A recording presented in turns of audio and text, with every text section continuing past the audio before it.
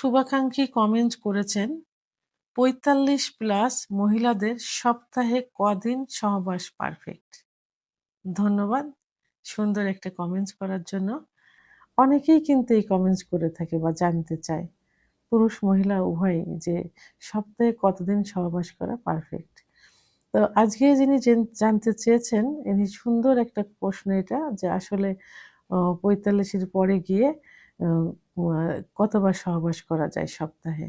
তো অনেকেই যে বলে থাকেন যে আমাদের উম আ বিবাহিত মহিলাদের ভালো লাগে, বয়স্ক মহিলাদের ভালো লাগে। তারা একটু সুন্দর করে এই ভিডিওটি ফলো করবেন এবং আমার কথাগুলো একটু ভালো করে শুনবেন। তো আসলে আ সেক্স, সেক্স কিন্তু একটা সুখের একটা বিষয়। হ্যাঁ? তো স্বামী-স্ত্রী যখন সেক্সে লিপ্ত হয়, একজন আরেকজনকে সুখ দেয়, আরেকজন সুখ নিয়ে আসে। এটাই কিন্তু হয়। আর এই সুখের মিলনের মাধ্যমেই কিন্তু মধুর দাম্পত্য জীবন কিন্তু হয়। তো এখন বিষয়টি হলো যে সপ্তাহে কতদিন সহবাস করা যায় ৪৫ এর পরে যেয়ে।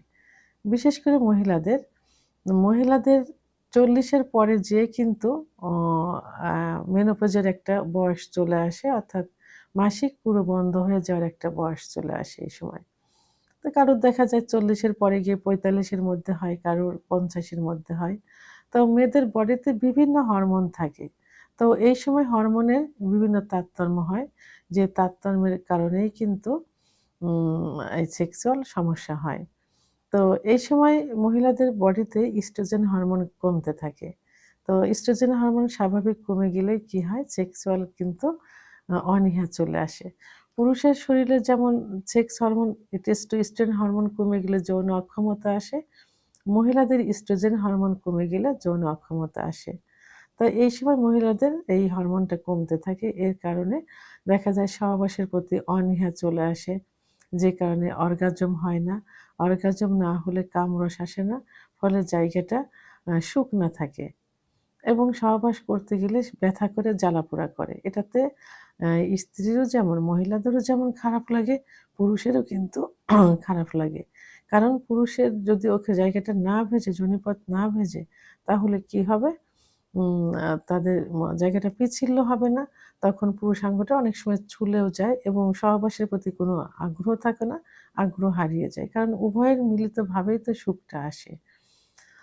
তো এর জন্য মহিলাদের ৪০ এর পরে গিয়ে মহিলাদের আমি বলব এইসব বিভিন্ন কারণে আ তো সহবাসটা তখন এমনিতে একটু কমে যায় বা কমায় দেওয়া ভালো। এটাতে সপ্তাহে ১ থেকে ৩ দিন সহবাস করা যেতে পারে বা করা যায়।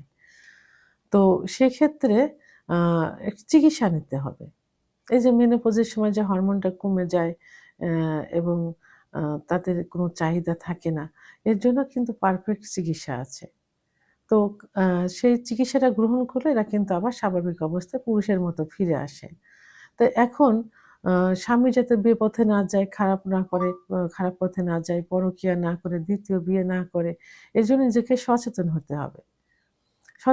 সচেতন হয়ে সঠিক চিকিৎসা নিয়ে যদি সুস্থ থাকা যায়, শরীর ভালো থাকে, শরীরে শক্তি সামর্থ্য থাকে, তাহলে কিন্তু সেটা নিজের উপরে নির্ভর করবে। অনেক মহিলার কিন্তু ৪৫-৫০ এর পরেও কিন্তু মনে হয় না যে তার বয়স হয়েছে। তো মনে হয় যে সেই ২৫-৩০ বছর বয়সের মেয়েদের মতো, ৩৫ বছরের মেয়েদের মতো। এটা সম্পূর্ণ নিজের উপরে নির্ভর করবে। নিজের বয়সটা কিভাবে ধরে রাখবেন, সেক্সুয়াল লাইফটা কিভাবে ধরে রাখবেন। যদি আপনার শরীর ভালো থাকে, মন ভালো থাকে এবং পর্যাপ্ত ক্যালোরি থাকে, হরমোন থাকে তাহলে আপনি কিন্তু রেগুলারও কিন্তু সহবাস করতে পারেন। তো সেক্ষেত্রে কি করতে হবে? তো সপ্তাহে পারফেক্ট হলো সপ্তাহে ১ থেকে ৩ দিন সহবাসে মিলিত হওয়া। এরপরেও যদি মিলিত হতে চান বা চায়, তো সেক্ষেত্রে আপনাকে দুধ, ডিম, খেজুর, কাজু বাদাম, মধু, ঘি এবং আ সিজনালি সবজি, ফলমূল এগুলো পর্যাপ্ত পরিমাণে খেতে হবে। যাদের ডায়াবেটিস আছে তারা ডায়াবেটিস চার্ট ফলো করবেন এবং ডাক্তারের শরণাপন্ন থাকবেন। তো এখন প্রতিবার সহবাসের পূর্বে যদি আপনি ১ গ্লাস দুধ, শরবত, একটা ডিম, কলা খেয়ে নেন এরপরে সহবাসের পরে যেয়ে যদি আবার এই খাবারগুলো খান, তাহলে যে ঘাটতিটা সেই ঘাটতিটা কিন্তু পূরণ হয়ে গেল। তাহলে আপনি সেকেন্ড টাইমে কিন্তু সহবাসে লিপ্ত হতে পারছেন।